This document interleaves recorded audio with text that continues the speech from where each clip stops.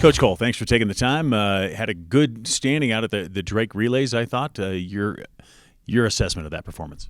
Well, we always emphasize the regular season as trying to build toward your championship season. And the thing that's unique about the Drake Relays is that there's such an emphasis. I mean, one, it's a really historical event. It's highly supported in the community. So it's always kind of a special experience to go there. But there is a heavy emphasis on the relays. And so you have to come together as a team. You know, you can't generally win a relay by yourself. You need your teammates. And so that kind of mirrors your approach to a conference championship or a national championship. You know, you can't necessarily win one of those meets just by yourself or by winning your event or even a couple events. So you need your teammates. And so that event always at the Drake Relays kind of brings that into focus a bit more as we prepare for our conference championship season, as well as the NCAA prelim and the national championships. So Drake was overall very successful.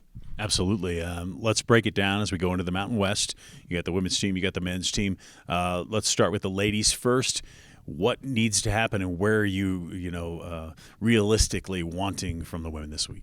Well, the objective on both sides is actually the same, and you want to go in, and I told our team in our conference preview meeting, you worry that year after year, championship after championship, the message starts to be pretty monotonous, right? It becomes very repetitive, and when something's repetitive, you kind of lose engagement.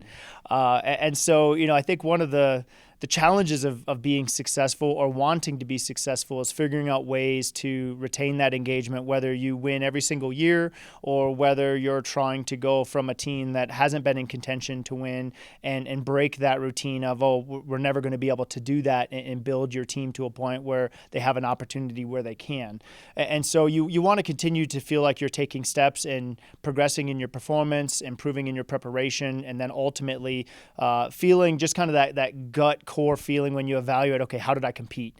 And you walk away and you say, okay, that was, I maybe could do better. I always think you can do a little bit better, but that was pretty darn good. And I think if we have a high percentage of our team feeling like they're continuing to make progress in their preparation, they're continuing to be engaged in that process, they're going out and they're competing and they're walking away with sort of that internal feeling of that was a really strong day for me. If that percentage across the board for both of our genders goes up, I think both of our teams will compete really well. Absolutely. You've been through this many, many times in the past, seen championships, seen teams preparing for championships throughout the season. What is your assessment? How do you feel about these groups as they head into this particular Mountain West Outdoor?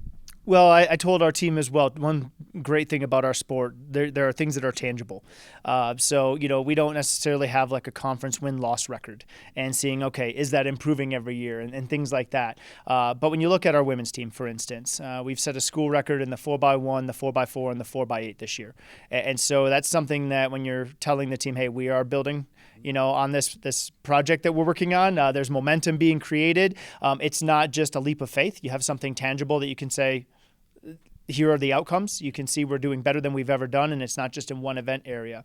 Actually, kind of ironically, the 4x4 and the 4x8, those school records are very historic. I mean, they're both 40 years. It's a long time. And so that was pretty neat to see those reset this year. But even when you look at the 4x8 at the Drake Relays, 3 of those 4 legs are freshmen. And so, again, that's something that you can get excited about and see that improvement is being made.